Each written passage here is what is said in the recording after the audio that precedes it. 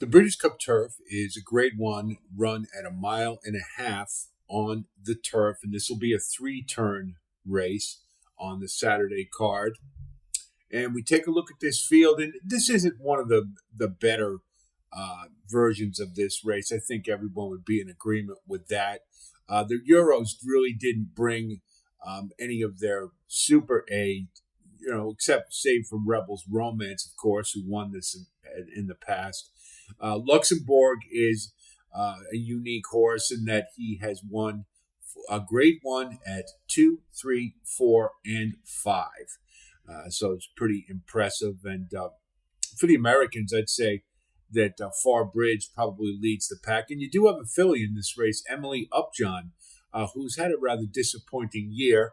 And Aidan O'Brien is throwing in a 3-year-old Wingspan, as well as Content. So it's probably a pretty good betting race. And, given that the Euros are kind of vulnerable, it makes for a pretty interesting field. We'll start with horses that ran in the John Henry Turf Championship on California Crown Day at Santa Anita. And Cabo Spirit won it, and he is also eligible and won it from the front end. And he may get in the race, probably going to try to do it again. I don't think he really stacks up, though. Then we have There Goes Harvard, another one, kind of a hard knocker on the West Coast. And again, another one who isn't also eligible, finished fifth in what was, you'll see, not the greatest of races, but, he may draw in. We'll see. Gold Phoenix is a horse that definitely can run at the Grade 1 level. This is a very versatile horse, can go for anywhere from a mile to a mile and a half. The thing I've always found with Gold Phoenix is just wondering which one shows up. For Phil D'Amato, Little Red Feather Racing. And then finally, El Encinal from Argentina, who ran in the race but didn't do very much running. And again, another one from South America. You look, and the first thing I'm struck by is 11 starts, 5 in the money finishes, and yet only about 75 grand in earnings. So they've had this one over on the West Coast for a couple and hasn't amounted to very much. So we'll take a look at the John Henry Turf Championship. Okay, so here's the John Henry Turf Championship, and Cabo Spirit is on the rail number 1. There Goes Harvard is number 5, and Gold Phoenix is number 9. And you see Cabo Spirit quick right to the lead, and followed fairly intently by There Goes Harvard, who will drop back a little bit, and Gold Phoenix to the outside, and El Sinal is in the back, and he really didn't do very much running. He's in the 8 post. Cabo Spirit takes them along, leading the way by a length to Dicey Mochara in second, and Masterpiece drafting in behind the top pair third. There Goes Harvard, 4 off the pace in fourth. They're followed by 7 Wonders, who has lost a little bit of ground, passed now by Gold Phoenix, who inches up willingly while 3 deep. Just in behind that group comes El Encinal, who's in between horses. And you see that's just walking the dog at 50 at out west for sure. And they just kind of let this race happen for Cabo Spirit. You see it 24-1. I guess they were just thinking he'd fall back, and he never did. And nobody really can get them. And it's kind of surprising that you see they're close enough, but it's almost a merry-go-round race, and not very impressive. It's Cabo Spirit all the way. There Goes Harvard was second. Masterpiece finished third. It's a blanket photo for fourth involving Dicey Mochara and Gold Phoenix. Next, we'll look at those that ran in the Sword Dancer at Saratoga. First, we'll start with Far Bridge, and I would say he's probably the American's best hope in this race. He really seems to have come into his own since the Sword Dancer. Was a really big shock that he went to the lead in that race. And in the Turf Classic, he was able to take back, so he proved his versatility, and he really seems to have matured. He had some maturity issues, was always trying to duck into the rail last year, but Christophe Clement has really got him in gear, and I think he's looms a pretty good threat in this race, given some of the vulnerability of the Euros, which we'll talk about. And then we have Grand Sonata. This is a horse that seems to always disappoint, and he finally put it together at Kentucky Downs in the Turf Cup. But horses coming from Kentucky Downs to the Breeders' Cup, I think, are 0 for 53. So I don't know how excited we want to be. And again, of course, what happens at Kentucky Downs stays there. The Sword Dancer, he finished fifth. And again, he's just one of those horses that he just always seems to disappoint. And when you elevate the class level, usually that really comes to the fore. So we'll have a look at the Sword Dancer, but I'm not expecting much from Grand Sonata. So here's the Sword Dancer, and Far Bridge is number 3, and Grand Sonata is number 6. And as you may recall, we had a couple of Godolphins in here, Silver Knot and Measured Time, and really, I'd say they were pretty disappointing. In particular, Measured Time, who I really liked in this race, and I don't know if it was overconfidence or what it was, but just really didn't fire terribly well. Did okay, but Silver Knot did about what I expected. Around the far turn for the first time, leading the way. You see by Grand a length and a Sonata half or over Silver Knot in second. Far Bridge right up to the lead. In hand, a close-up third, just 2 lengths. And you know, I was at the track that day. We were talking about it, and it seemed like that was the only way that Far Bridge could beat those Godolphins was to just take it to him early and see if he could outlast him, and he did. 3/4 of a length. Silver Knot comfortably placed in second by Flavien Prat, and Measured Time and William Buick along the rail in third. Grand Sonata, Javier. Obviously, with a bigger field, he's going to have to pick his way through Far Bridge well, so maybe they'll try to put him on the lead again just to keep him out of trouble. And Far Bridge to catch. Silver Knot still comfortable in second, and Measured Time under a nice hold along the rail in third. Grand Sonata and Pioneering Spirit. No change in the running order. Through a half that went in 50 4/5 seconds. Far Bridge, the controlling speed, a length and a half. Silver Knot right off his flank in second.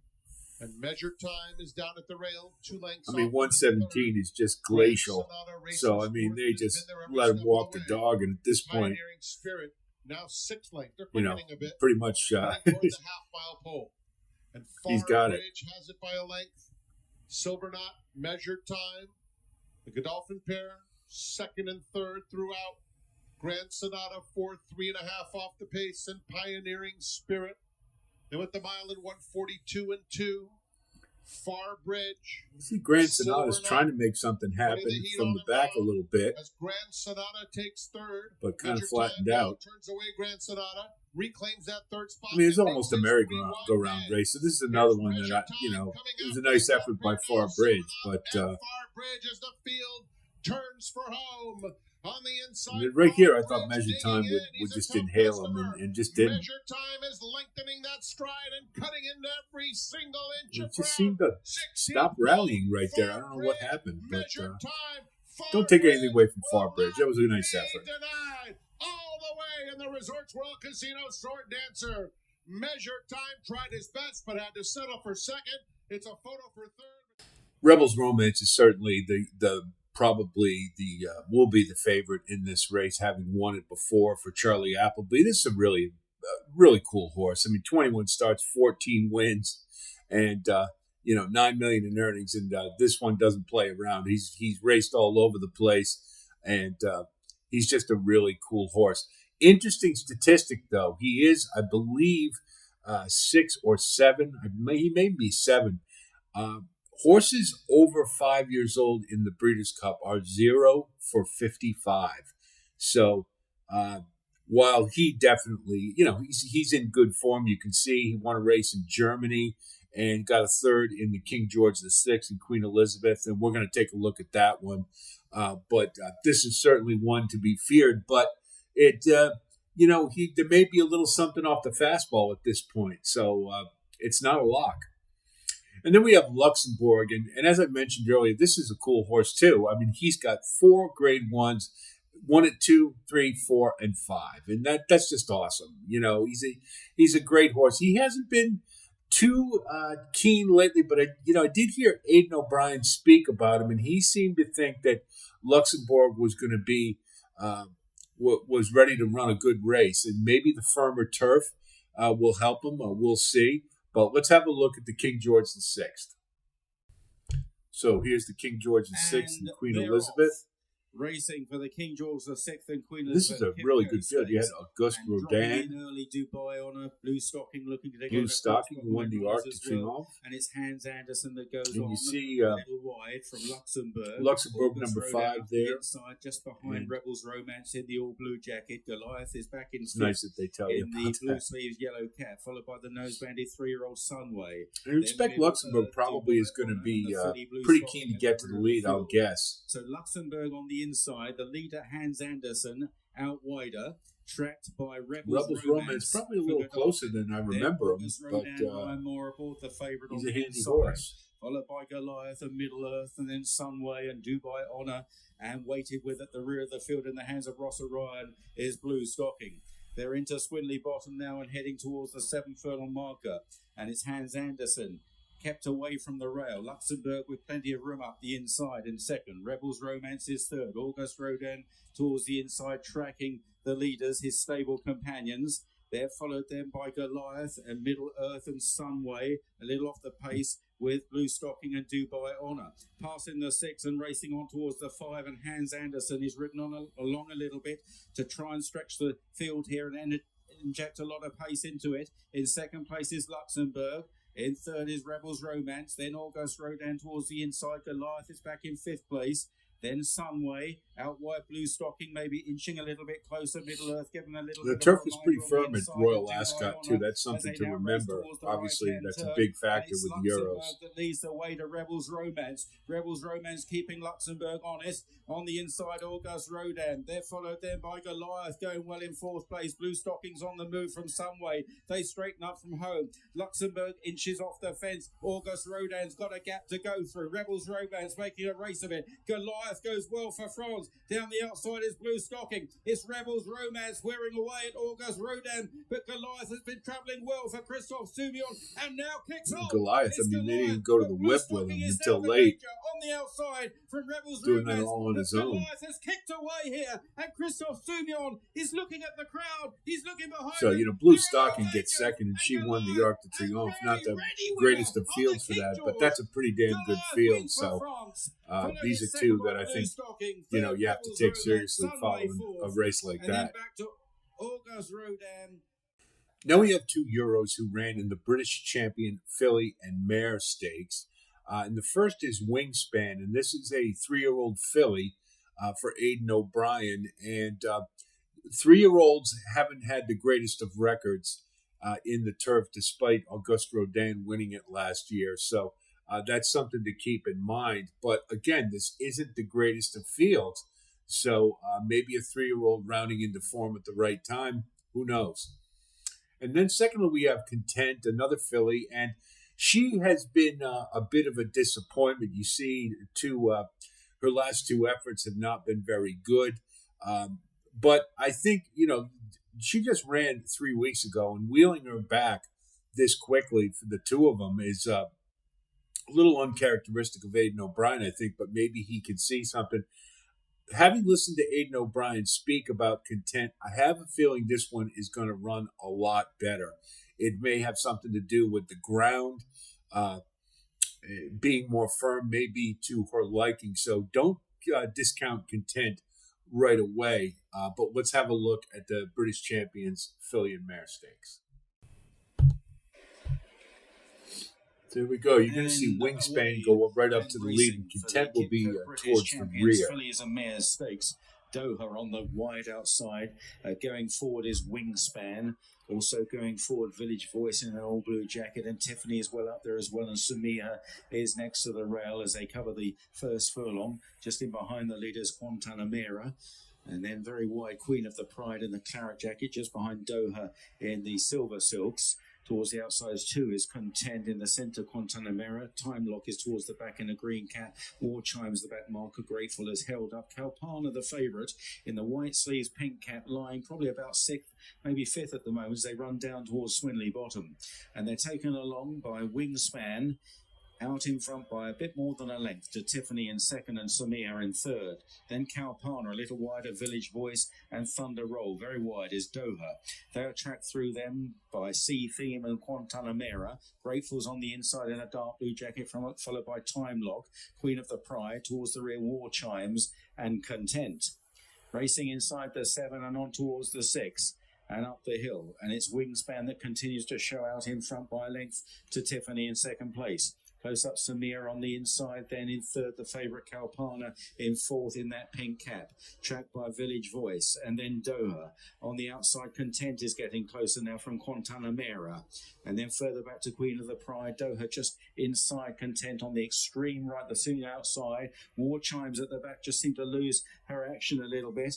Behind Grateful, also Time Lock towards the back with Queen of the Pride now. Thunder Roll round the inside as they swing on towards the home turn, and it's still out in front Wingspan. Tiffany is within a length of the leader, Samir. Now Kalpana makes ground on the outside, followed by Village Voice, who travels pretty well. Doha swings wide, even wider is Content. Thunder Roll on the inside. Yeah, Content lost all kinds of ground in the back there, but was keeping on fairly well. Kalpana coming to challenge now in the hands of William Buick, and comes alongside Wingspan and goes on, and it's Kalpana showing an excellent turn of foot.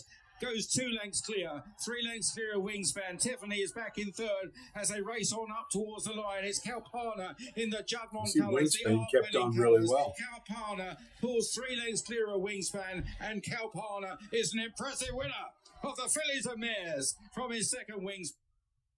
Emily Upjohn was a highly regarded filly last year at 3, and really has had a tough year this year, and you'll note the asterisk I put by her career record, because she has not won a race this year. She's been in the money in all of them, but she just hasn't been able to get over the top.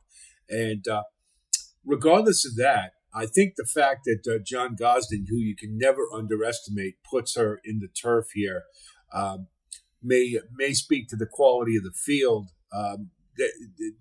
She may have a better chance than she has had going against the likes of Blue Stocking, who has won this race and won the Arc de Triomphe. So we're going to look at the Prix Vermeil, and you'll see how Emily Upjohn did.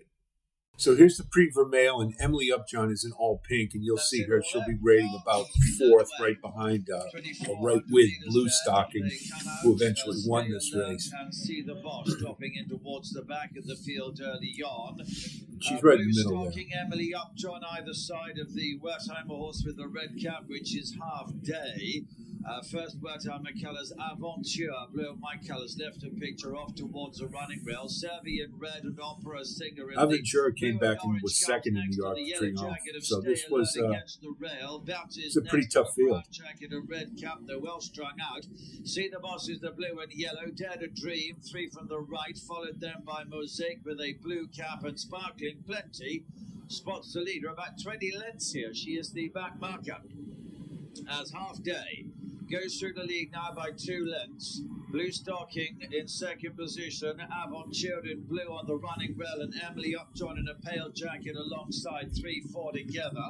Blue and orange colours of Opera Singer behind this. She's got 5th place at the moment from Servian red and yellow, who's out deep on the course to Stay Alert in a blue and yellow jacket against the rail. Bertha is next in brown colours as they have about a 4-length gap to See the Boss, with Mosaic up on the inside of her, then Dare to Dream, and then the silver jacket of Sparkling Plenty at the rear of the field, but halfway in the Vermeil, and it's still Half Day, setting a pace by 2.5 lengths. Blue Stocking is right in behind her.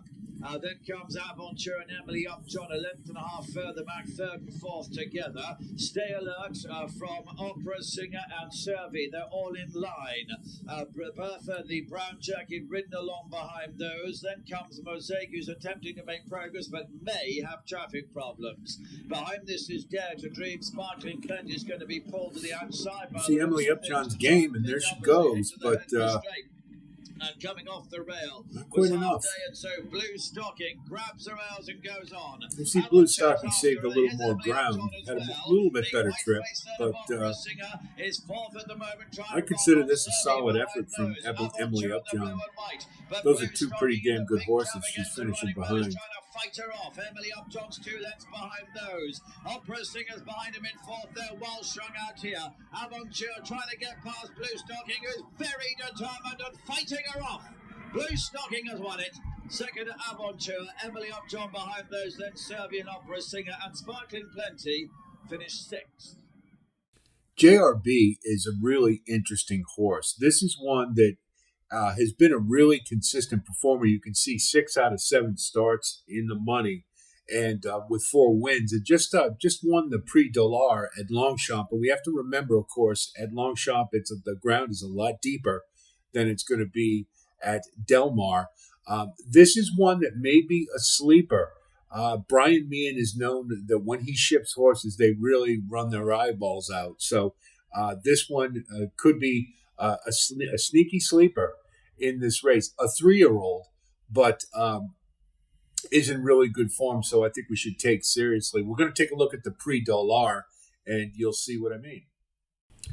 JRB will be prominent early. Is in the orange and white there, or gold and white, I'm not sure which, but right in the middle of the track, right to the lead. Le numéro 6 qui est bien parti comme le numéro 1, Calif qui vient à son extérieur, alors que le 7, First Look est 3e. My Prospero progressant à la corde, venant encore devant le numéro 2, Vercassel, accompagné par le numéro 5, Almakam, alors que le favori, le 3, Anmat, se retrouve côté corde. Pour l'instant, il est en 6e place. C'est JRF, le numéro 6, qui a donc le meilleur. Côté corde, galope le numéro 4, My Prospero. Le numéro 1, Calif, en rouge, est à son extérieur, devant First Look. Patiente à l'arrière, Al-Makam, devant le favori, Anmat, et le 2, Vercassel. Les concurrents qui sont dans la descente avec JRF devant Calif, accompagné See, JRB's doing all the heavy lifting in this race. Le 7, First Look à son And intérieur. the fact that he was able to stay, I think, really is pretty impressive. Le 2, Vercassel. Avec toujours JRF qui anime cette épreuve devant Calif. À la corde se trouve le numéro 4, My Prospero. First Look est ensuite à la hauteur d'Al-Makam en jaune. Anmat, le favori, patiente toujours à l'arrière. Il est avant-dernier devant Vercassel. Jayareb avec une demi-longueur devant Calif à l'extérieur en rouge qui est 2e, My Prospero en jaune est 3e, 4e position en dehors pour le numéro 5 Al-Makam, alors que First Look, le numéro 7 patiente devant le numéro 3 Anmat qui est toujours à l'arrière à l'image du numéro 2 Pierre Cassel.